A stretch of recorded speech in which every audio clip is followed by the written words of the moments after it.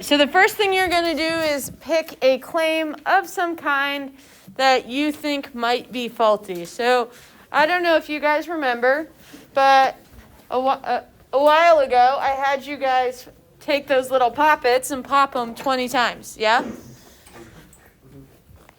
And I later went on and did a little bit of digging, a little bit of playing around with myself, and found the,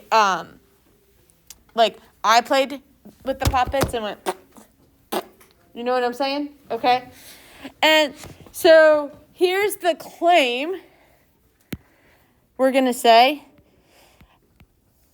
poppets. That's what I'm calling them. I don't know if they actually have names. Does anybody know if they have like a real name? Is Poppet a good enough name for our purposes? Okay. Poppets will launch 75% of the time.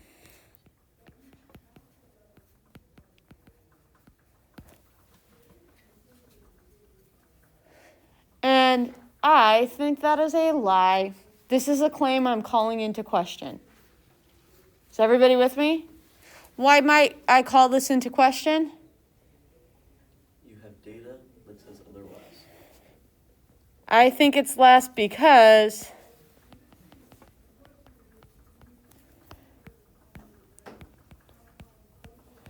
very few people had that happen.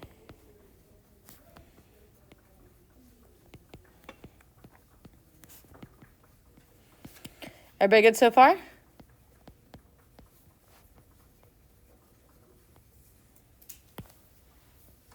Make sense so far? All right, now, when you guys pick a claim, there are so many cool claims out there that you could pick, right? There's lots of things where we might question what percent somebody says something is going to happen. You guys get what I'm saying there? All right, now, to write your hypotheses.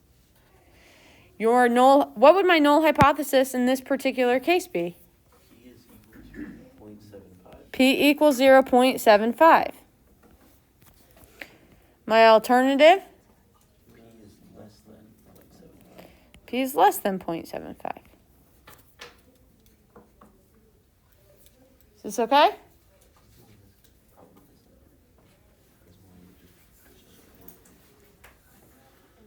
Still good? All right. All right. This next piece. Before you can gather your sample, we want to gather our sample in such a way that we know it's large enough. Because remember what has to happen is NP and N1 minus P from the null hypothesis have to both be greater than or equal to 10. Is everybody with me? So if I do this first one, my sample size times 0.75 has to be greater than or equal to 10. And my sample size times 0.25 has to be greater than or equal to 10. How do I take this left-hand equation and get the n by itself?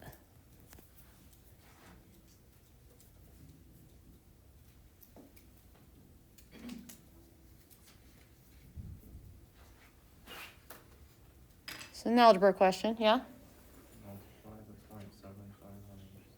Not multiply, because this is saying n times 0.75. So you want to do times by divide. So just divide both sides by 0.75.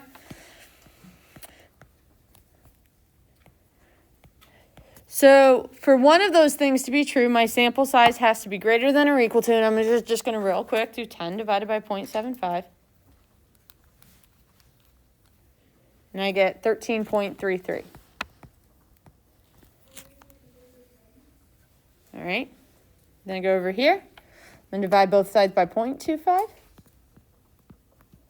Again, I get n has to be greater than or equal to 40.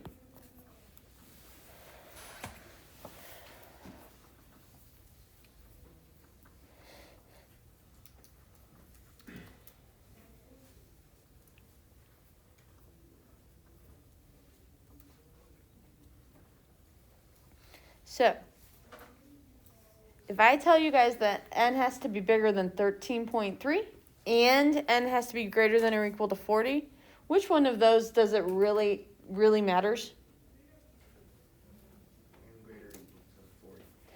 N greater than or equal to 40. Because, hey guys, if n is greater than or equal to 40, will it also be greater than or equal to 13.33? Okay, so that means as I go to gather my sample, I need to get at least 40 attempts to popping these things. Turns out that I had all of you guys do it 20 times, so I've got plenty of attempts to popping these things, okay? All right, now, this is going to come back to what we did yesterday.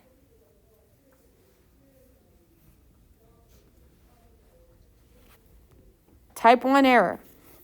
A reminder, for a type 1 error, we conclude the alternative hypothesis even though the null hypothesis is what is true. So, what would that look like in this case?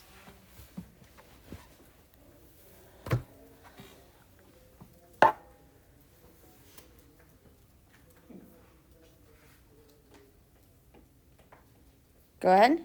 So that we say that less than 75% of the time it pops, even though it should be more. Like we conclude that it. So we're going to conclude that less than 75% of poppets launch,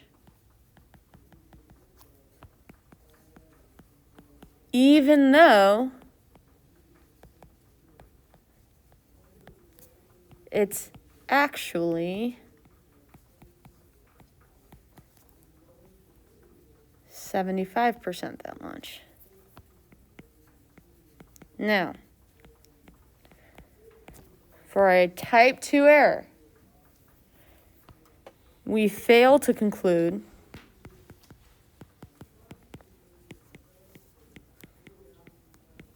HA when HA is true.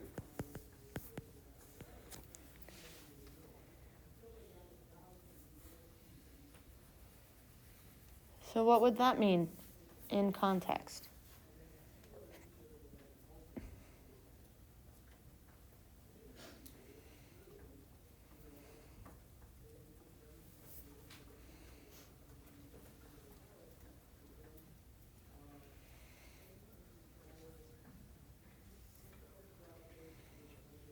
We conclude that 75% of poppets launch even though less than that happen. So we got to be a little bit careful.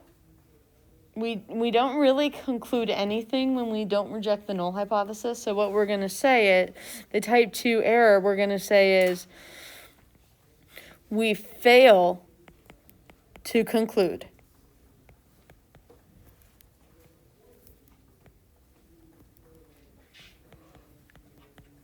that poppets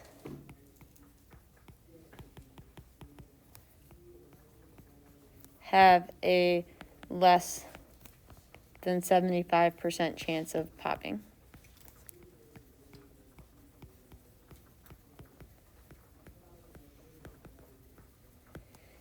Even though they do.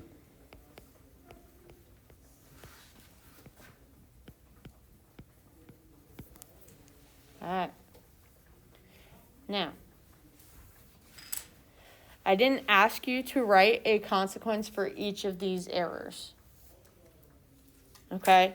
But we're going to real quick just to help us understand this next question. And certainly it couldn't hurt you to do this on the project, but I'm not requiring it. Okay?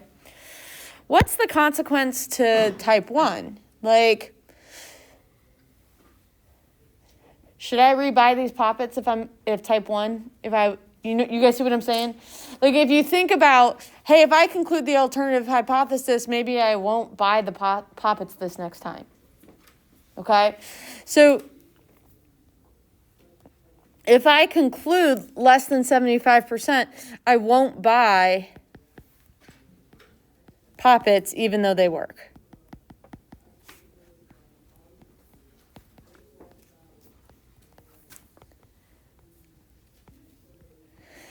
Versus in the type 2 error, what would that consequence be?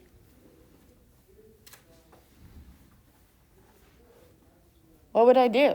Would I buy the poppets if I make a type 2 error? Yes. Yeah. And so basically I'm buying a faulty product.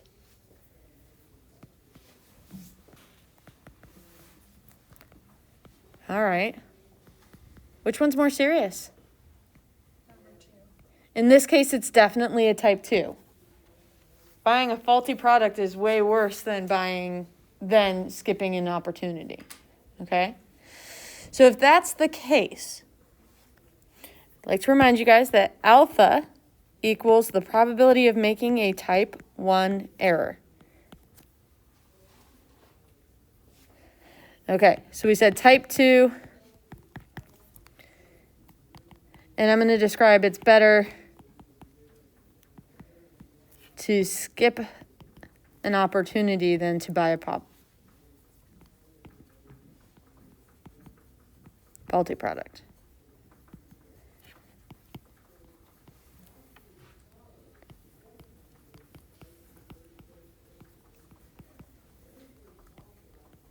Okay. So since alpha is the probability of a type 1, and remember, type 1 and type 2 errors work against each other, okay? If I increase the probability of a type 1, I decrease the probability of type 2 and vice versa. Since a type 2 error is more serious, which one should I pick here? Type 1 or alpha equals 0.05, 0.01, 0.10, what do you think?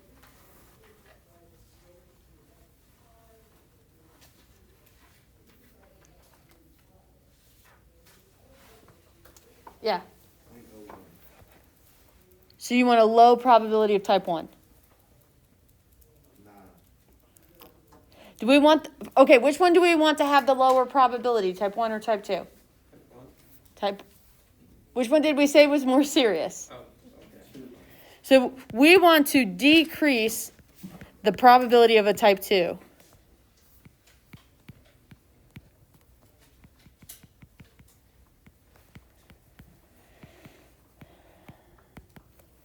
Right?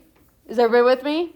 And so from that, we're okay with increasing the probability of type 1. Which means I'm going to let alpha equal 0.10 because I'm more willing to make a type 1 error in this case.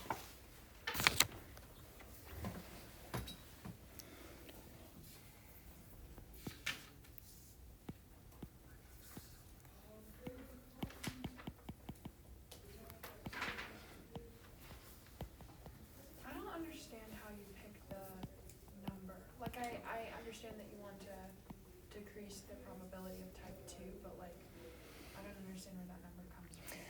So remember we kind of said like alpha is the probability you make a type 1 error. Okay. Picture looks like this. Okay. You have your test statistic, you don't know what it is. Okay. In this case, we would shade less than. If this area, so let's pretend for just a second, this is not the project exemplar right now, okay? Let's pretend for just a second we use alpha equals 0.05. Remember, that's what we compare our p-value to. This area right here would be 0.05. And any of these values, I would not reject the null hypothesis because their p-value would be bigger than 0.05. Okay? Whereas any of these ones, I would reject the null hypothesis because their p-values would be less than 0.05. You with me? But on this one, this is all based on the null hypothesis is true. All right. So that means that 0.05, anything in that tail, is me making a type 1 error. Okay. You with me? So if I chose instead of 0.05, what if I chose 0.10 instead?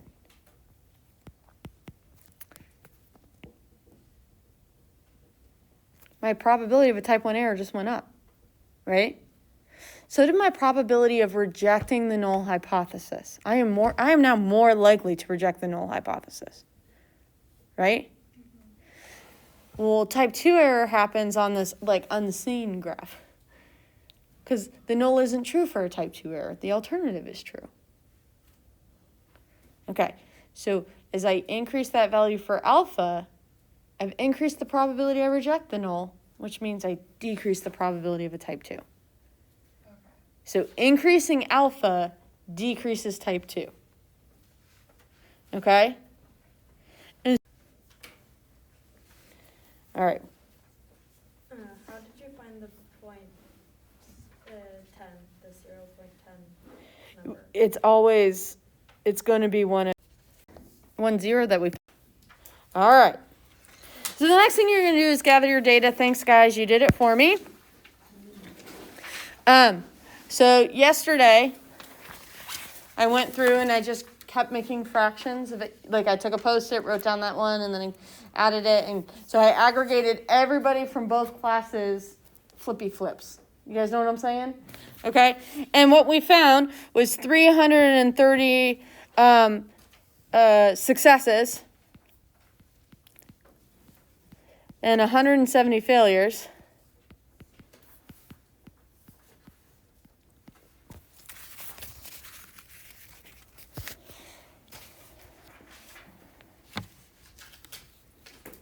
All right. And so that gives us a p-hat of 330 out of 500.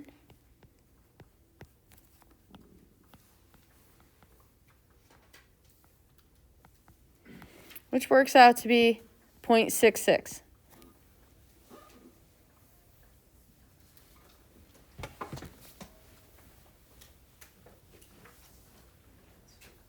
All right. From here, if our null hypothesis is true, can we find the shape, the center, and the spread? So I'm going to do 500 times 0.75, 500 times 0.25. I'm going to get 375, 125. So we can say those are both greater than or equal to 10, so we can say they are normal. The p-hats will be normal. If the null hypothesis is true, what's the mean of all those p-hats going to be?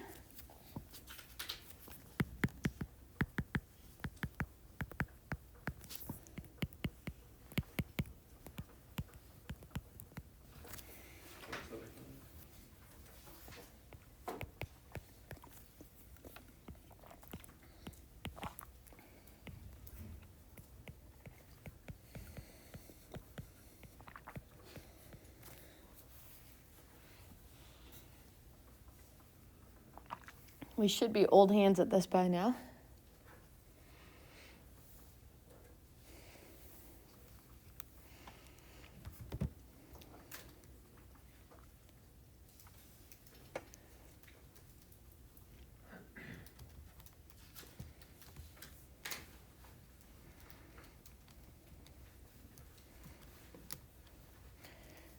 I got 0.019.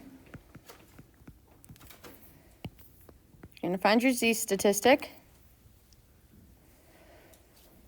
which is your p-hat minus your null hypothesis divided by your standard deviation.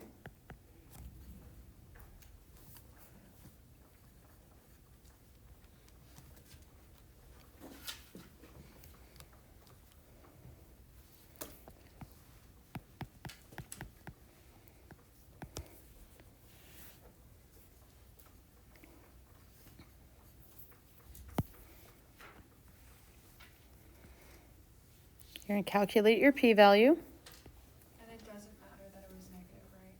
It doesn't. It's because when we do, like it's going to be a negative whenever your sample value is less than whenever you have a less than. Okay. So I'm going to do some normal CDF.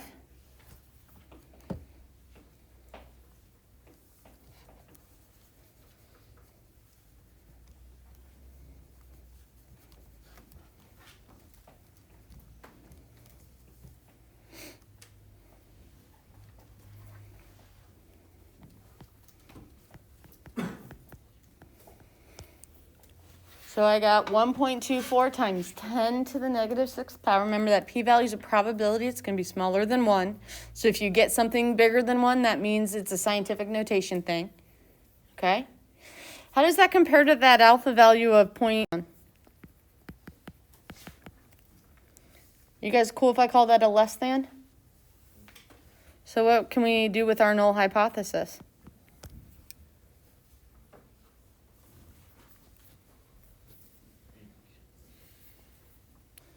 Remember, if we have that low p-value,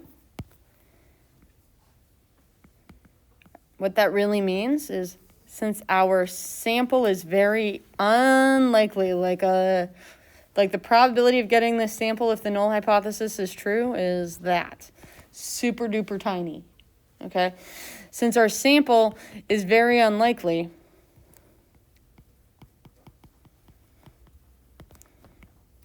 we can rule out age 0 and conclude less than 75% of poppets are successful.